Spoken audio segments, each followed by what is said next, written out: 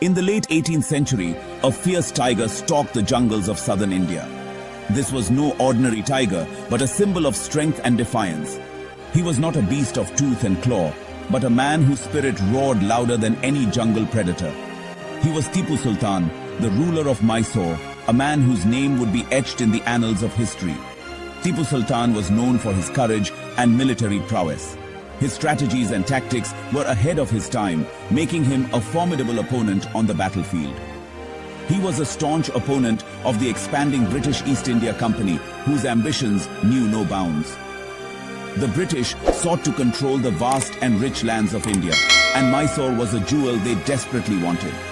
Their growing influence threatened his kingdom, his people, and his way of life. Tipu Sultan knew that surrender was not an option. The stage was set for a clash of titans. Both sides prepared meticulously, knowing that the outcome would shape the future of the Indian subcontinent. This clash would decide the fate of Mysore. The battles were fierce, with both sides displaying extraordinary valor and determination. This is the story of the Third Anglo-Mysore War, a conflict that would test the limits of human endurance and resolve.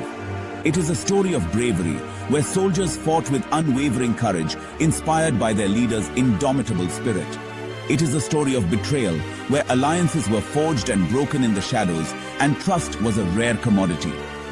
Most importantly, it is a story of resistance against the encroaching might of the British Empire. Tipu Sultan's legacy is one of unyielding defiance, a testament to the enduring spirit of those who fight for their homeland. His weapons, his strategies, and his unbreakable will have become symbols of resistance and pride for generations to come.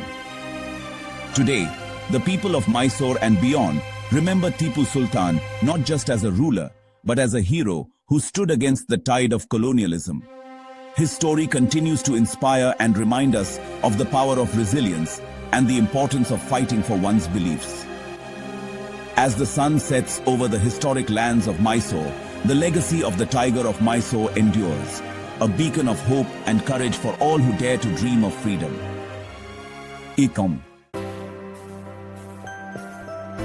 Tipu Sultan was not just a warrior king, he was a visionary leader. He understood the importance of technology. He modernized his army with the latest weapons. This included the use of rockets. These rockets were a fearsome weapon. They instilled terror in the hearts of his enemies. Tipu Sultan also focused on economic development.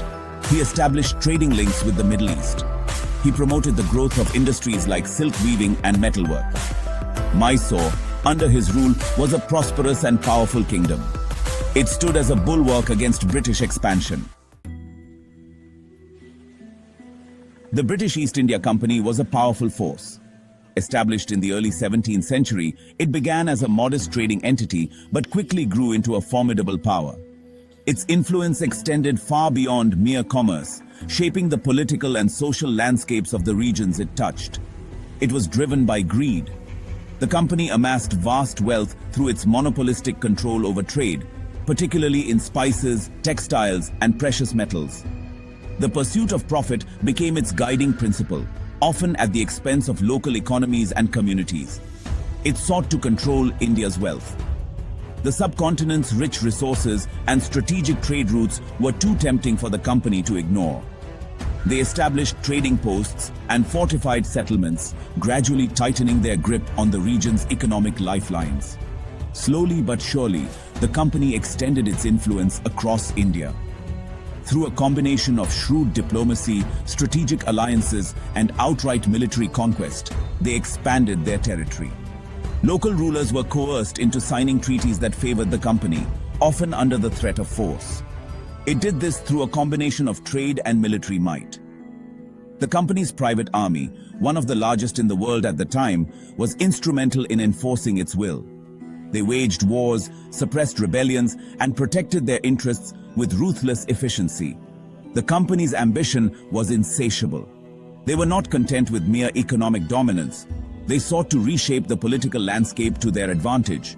This often meant undermining local authorities and installing puppet rulers who would do their bidding. It saw the independent Kingdom of Mysore as an obstacle. Mysore, under the leadership of Tipu Sultan, was a formidable power in southern India. Its strategic location and military strength posed a significant challenge to the company's expansionist ambitions. They desired its rich resources and strategic location. Mysore's fertile lands and thriving markets were highly coveted. Control over Mysore would not only bring immense wealth, but also provide a crucial foothold in the region. The company's policies created resentment among the Indian rulers. Their aggressive expansion and exploitative practices led to widespread discontent. Many local leaders saw the company as a threat to their sovereignty and way of life. Tipu Sultan recognized the danger posed by the British. A visionary leader and a fierce warrior, he understood that the company's growing power could spell the end of Mysore's independence. He was determined to resist their encroachment at all costs. He refused to bow to their demands. Tipu Sultan's defiance was a beacon of hope for many who opposed British rule. He rallied his forces and prepared for the inevitable conflict, knowing that the fight for Mysore's freedom would be a daunting one. This defiance set the stage for the Third Anglo-Mysore War. The conflict would be a brutal and protracted struggle, with both sides suffering heavy losses. It was a pivotal moment in the history of British-Indian relations, marking the beginning of a new era of resistance and rebellion against colonial rule. The Third Anglo-Mysore War began in 1790. The British, along with their allies, launched a two-pronged attack on Mysore.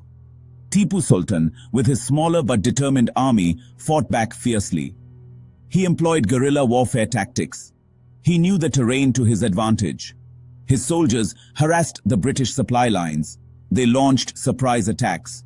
The war raged on for 2 years. It was a bloody and brutal conflict. Both sides fought with determination, but the tide began to turn against Tipu Sultan. Section 5. Alliances and Treachery on the Battlefield. The 18th century was a time of great upheaval and shifting allegiances.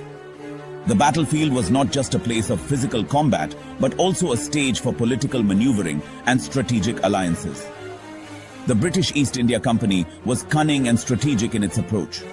They were not just traders, but also master tacticians who understood the intricate web of Indian politics. They understood the importance of alliances and knew that to control India, they needed to win over the local rulers. They engaged in numerous negotiations, offering protection and support in exchange for loyalty. The Indian subcontinent was a mosaic of princely states, each with its own ambitions and rivalries.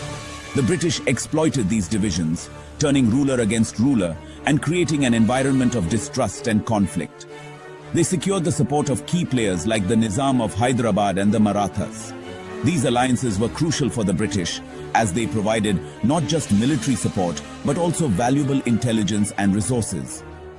These rulers saw Tipu Sultan as a threat to their power and autonomy. Tipu Sultan, the Tiger of Mysore, was a formidable leader who resisted British expansion with all his might. They joined forces with the British, believing that an alliance with the powerful East India Company would secure their own positions. This was a strategic move, but it was also a betrayal that would have lasting consequences. It was a betrayal that would cost Tipu Sultan dearly. Despite his military prowess and strategic acumen, the combined forces of the British and their Indian allies proved too formidable. Even with these alliances, the war was not a foregone conclusion. Tipu Sultan's forces fought valiantly, employing innovative tactics and showing remarkable resilience on the battlefield. Tipu Sultan sought help from France, hoping that their rivalry with the British would translate into military support.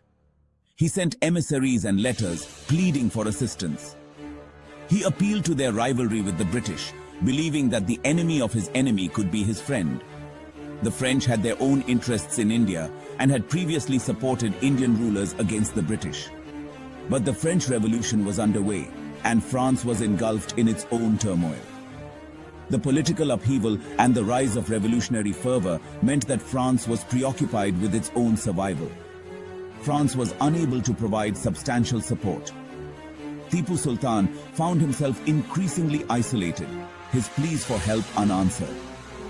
The lack of French assistance was a significant blow to his efforts to resist British domination. Section 6. The Siege of Srirangapatna. A last stand. In 1792, the British and their allies laid siege to Srirangapatna. This was Tipu Sultan's capital city. The siege lasted for weeks. Tipu Sultan and his soldiers fought bravely. They defended their city with every ounce of strength, but they were outnumbered. The walls of Srirangapatna were breached. Tipu Sultan, refusing to surrender, fought to the death. He died a warrior's death on May 4, 1799, defending his kingdom. Section 7. A Treaty of Loss and Humiliation. With the fall of Srirangapatna, the Third Anglo-Mysore War came to an end. The British imposed the Treaty of Srirangapatna. This treaty stripped away half of Mysore's territory. They placed a puppet ruler on the throne. The once mighty Kingdom of Mysore was reduced to a shadow of its former glory. The treaty marked a turning point in Indian history. It solidified British dominance. It paved the way for further expansion and control. Section 8. The tiger's roar echoes through time. Tipu Sultan may have been defeated, but his legacy lived on. He became a symbol of resistance against British rule. He was a martyr for the cause of Indian independence. His name resonated with future generations. They were inspired by his courage and his unwavering spirit. Tipu Sultan's story serves as a reminder of the human cost of colonialism. He is remembered not just in India, but around the world, as a symbol of resistance against oppression. Section 9. Learn more about history with us. Thank you for joining us on this journey through history. We hope you found this story of the Third Anglo-Mysore War and the courageous stand of Tipu Sultan enlightening. If you enjoyed this video, please subscribe to our channel for more fascinating tales from the past. Let's keep the love of history alive together.